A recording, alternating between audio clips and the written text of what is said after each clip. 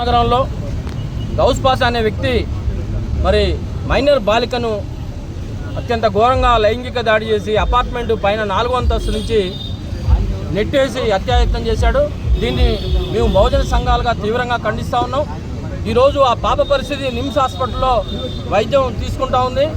మొత్తం 2 చేతులు విరిగిపోయినాయి, కాళ్ళు విరిగిపోయినాయి, నడుము కూడా వెన్నుపూస మొత్తం విరిగిపోయి అత్యంత ఘోరమైన పరిస్థితిలో జీవోత్సవంలా బతికున్నా కానీ జీవోత్సవంలా బతుకుంది పాప. చాలా ఘోరంగా ఉంది. వైద్యం కూడా నామమాత్రంగా అందిస్తూ ఉన్నారు. ఈరోజు ప్రభుత్వం ఎంత నిర్లక్ష్యంగా ఉందంటే ఇలా బీసీలపై బహుజనులపై దాడులను ఈరోజు ప్రభుత్వం నిమ్మకు నీరెత్తనట్టుగా ఏమాత్రం లెక్క చేయకుండా ఇలా చూస్తూ ఉంది. ఇలా దీన్ని మేము తీవ్రంగా ఖండిస్తున్నాం. దీన్ని ఇలా ఖండిస్తూ ఈరోజు ఖమ్మం నగరంలో పురాణపురం జెండాల్ సెంటర్ నుంచి ఇక్కడ మన R&B గెస్ట్ హౌస్ వరకు ర్యాలీలు నిర్వహించాం. మరి ఈ గౌస్ పాషా అయితే ఉందో ఆయన ఇమ్మీడియట్గా ఫాస్ట్ ట్రాక్ కోర్టు ఏర్పాటు చేసి వెంటనే ఉరిదీయాలని ఈరోజు తెలంగాణ వ్యాప్తంగా ధర్నాలు రాస్తారోకోలు జరుగుతున్నాయి. కానీ ఈరోజు ప్రభుత్వం ఏ విధంగా పట్టించుకోవట్లేదు. కాబట్టి దయచేసి మరి ఇలాంటి వ్యక్తులు చీడ పురుగుల్ని సమాజం నుంచి వెలుగొట్టుకోవడం కోసం అతన్ని ఉరిశిక్ష వేసి మరి ఏదైతే బాలిక ఉందో ఆ బాలిక కుటుంబానికి ₹1 కోటి ఎక్స్గ్రేషియా ఇవ్వాలి. అదేవిధంగా ఈరోజు ఎంతో దుఃఖంతో ఆ కుటుంబం చాలా నరక యాతన అనుభవిస్తున్నారు. అలాంటి పాపను మరి పాప కుటుంబాన్ని ₹1 కోటి అందించి ప్రభుత్వం ఆదుకోవాల్సిందిగా ఈరోజు ప్రభుత్వాన్ని డిమాండ్ చేస్తూ ఉన్నాం.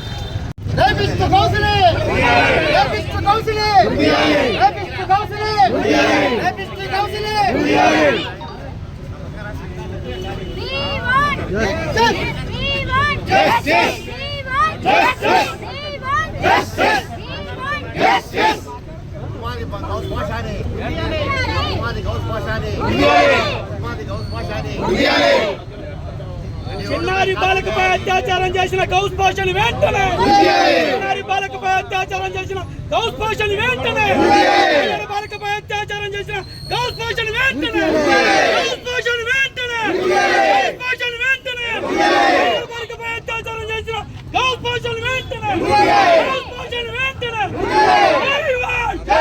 We want justice. We want justice. We want justice. We want justice. We want justice. We want justice. We want justice. We want justice. We want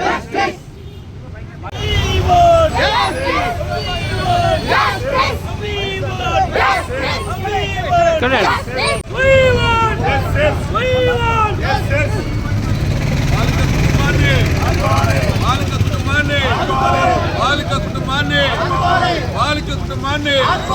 బాలిక కుటుంబాన్ని